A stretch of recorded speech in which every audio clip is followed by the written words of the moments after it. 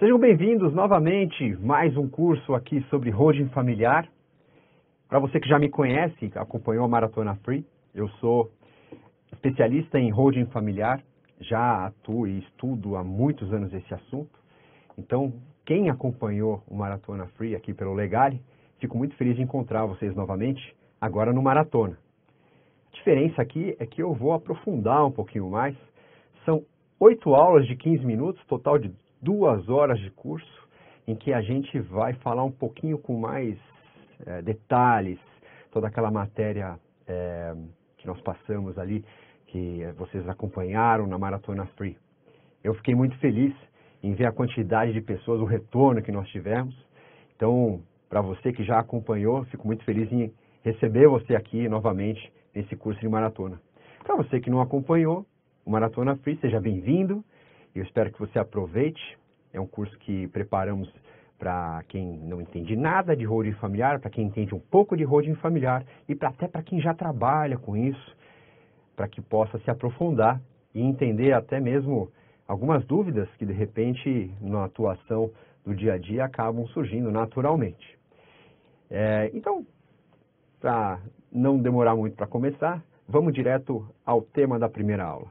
A primeira aula aqui que nós vamos falar é sobre, afinal, o que é a holding familiar. A holding familiar, vem aqui comigo, é uma dúvida muito comum, é que a holding familiar normalmente ela é tida como uma empresa. As pessoas falam o seguinte, quero abrir uma holding familiar, eu preciso ter uma holding familiar, mas a verdade é que, volta aqui comigo, por favor. A holding familiar, eu quero deixar muito claro aqui para vocês, e por isso que eu fiz a câmera vir voltar aqui para falar comigo, para falar com vocês. Ela não é uma empresa, quer dizer, ela não é só uma empresa. Holding familiar, para mim, é um projeto amplo de reorganização de patrimônio, de estruturação. Sabe aquela história de quando alguém falta, alguém da família tem que pegar aquela papelada e organizar tudo, para ver o que está faltando, para ver onde que tem que ir. E no pior momento, tudo isso é feito enquanto as pessoas ainda estão vivas, né? Quer dizer, é uma organização, uma profissionalização do trato do patrimônio da família. Isso não é só porque as pessoas têm que ter toque para reorganizar o patrimônio. É justamente porque esse tipo de gestão de patrimônio gera benefícios. E benefícios, assim, não só econômicos, vamos dizer assim, não só pela redução da carga tributária, que vocês já devem ter ouvido falar. Se não ouviram, existe sim toda uma legislação que beneficia as empresas que têm a gestão do patrimônio familiar concentrada numa pessoa jurídica. Isso está dentro das normas legais, né? Não é teoria, é tudo dentro de normas mesmo. Então existe até uma noção de que o Estado incentiva esse trato do patrimônio por dentro de pessoas jurídicas. Afinal, tem lei que deixa mais barato a gestão, a venda, o aluguel, o arrendamento desses bens, os impostos são mais baratos. Mas também existem outros vieses. A holding familiar, ela é uma empresa, ela pode ser uma empresa, ela pode ser 2 empresas, pode ser até um emaranhado de empresas, em que cada empresa desse grupo tenha uma função específica. Pode ter uma empresa que sirva para concentrar os lucros das outras, pode ser uma empresa que sirva só para guarnecer os bens, os imóveis de residência daquela família, outra empresa que sirva para que aquela família possa comercializar os bens próprios dela. Então, de repente, numa estrutura mais sofisticada de holding familiar, você tenha 2, 3 empresas. Tudo vai depender de caso a caso. A holding familiar, ela é um grande problema. Vamos fazer uma comparação assim. Quando você compra um terreno, quando uma construtora compra um terreno, a primeira coisa que ela vai fazer é um estudo daquele terreno. Ela vai verificar o solo, ela vai ver o tipo de solo, o que vai ter que implementar. Lógico, eu não sou engenheiro, eu não sou arquiteto aqui para falar em questões técnicas, mas tem todo um estudo, tem um projeto. E a partir da leitura daquele local onde vai ser feita a construção, é elaborado aquele projeto. E a implementação daquele projeto, quando o prédio está subindo, aí sim, você pode falar que está sendo implementada uma holding familiar. E naquele, já que estamos falando em construção, naquele terreno pode ter a edificação de 1, 2, 3 torres, às vezes torres comerciais, torres residenciais. Eu costumo fazer muito essa comparação para que as pessoas entendam que holding familiar não é uma empresa, não é só uma empresa. Ela é um projeto, ela é uma ideia de implementação, de reorganização de patrimônio, de reestruturação e até de planejamento da sucessão das famílias. Por isso que essas empresas, elas são conhecidas pelo seu objetivo.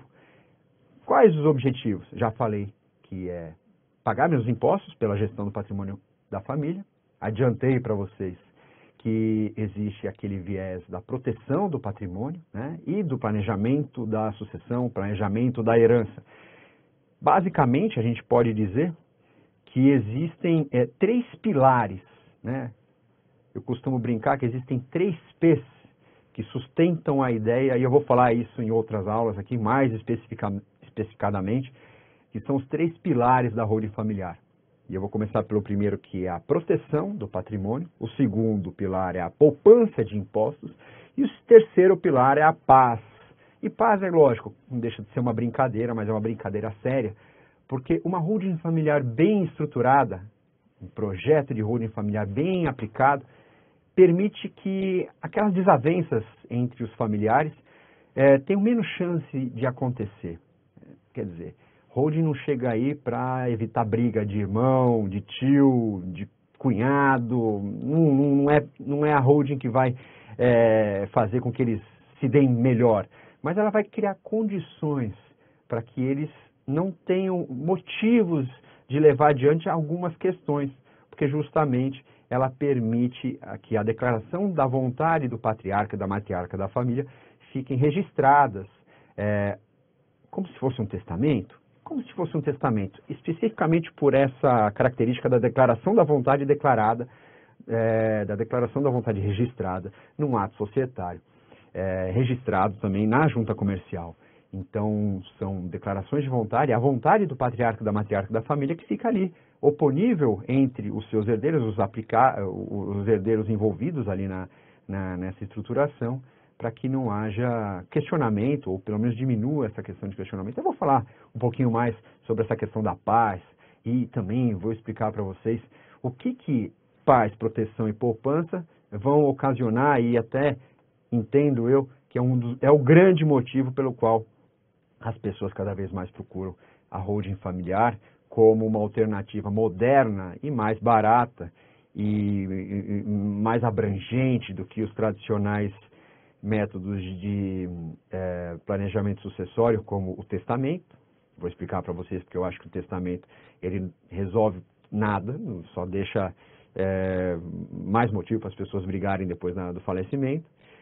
Mas é algo que talvez, dependendo da situação da família, acabe sendo mais adequado. Não é para descartar também o testamento, não é para sair falando, o Diogo não gosta de testamento. Não, não é. Também vou falar o quê? Estou falando sobre holding familiar, tenho que mostrar para vocês a questão do testamento, mas é lógico que eu vou mostrar as vantagens de uma e as desvantagens.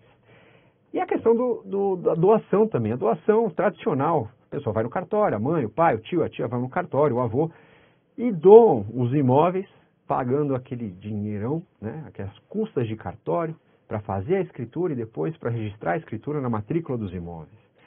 E, além disso, tem que pagar os impostos. Às vezes pagam um pouquinho menos de impostos, porque resolvem reservar o usufruto para elas, mas muitas vezes esse é um método que acaba gerando um custo maior para os herdeiros lá na frente, porque com a extinção do usufruto ainda tem mais ITCMD para pagar, ainda tem mais imposto sobre herança para pagar.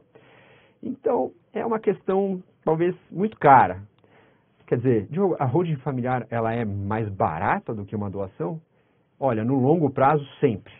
Sempre a holding familiar é mais barata. É claro, aquela frase que advogado adora, aliás, a palavra que advogado adora falar para ter sempre razão, que é depende. Eu vou usar, tem que usar, depende. Depende da situação, depende da família, depende das dívidas, da saúde financeira da família, depende das questões hereditárias, né, questões de herança ali, se existem questões mesmo, se existe filho fora do casamento. Gente, é um negócio que não tem fim. Na verdade, se eu pudesse falar aqui 16 horas para vocês sobre todos os aspectos que envolvem a holding familiar, eu falaria que tem matéria para falar sobre isso. mas aqui são, como eu disse, 8 aulas de 15 minutos e eu tenho que respeitar essa parte. Afinal, Diogo, você fica falando aí que holding familiar é bacana, tá, mas não é todo mundo que tem. Por que não é todo mundo que tem? Bom, hoje eu penso o seguinte, lógico, a gente vai amadurecendo algumas suspeitas com base nas experiências que a gente tem. O maior motivo pelo qual as pessoas não fazem a holding nem é o financeiro. É o medo de perder o poder de decisão sobre o seu próprio patrimônio. Quer dizer, o senhor, a senhora que tem ali a sua casa ficam com medo de passar, a ideia de passar o imóvel para uma empresa que seja uma empresa formada futuramente, no futuro próximo ou distante, com os filhos, dá uma sensação de medo. Quer dizer, eu vou ficar na mão dos meus filhos? Então, não quer nem pensar sobre isso. Esse é um ponto. Outro que talvez seja de tamanho equivalente, medo equivalente, é a questão cultural brasileira. Eu vou falar, porque afinal só conheço aqui a nossa sociedade, eu vou falar das outras. Ouço falar que outras tratam esse assunto de uma forma diferente, mas vou falar da nossa. Que é a questão da morte, né? Ninguém gosta de falar de morte. Pessoal, assunto chato, né? Ficar falando de herança, esperando gente que fica profissão herdeiro, tudo só história triste, né?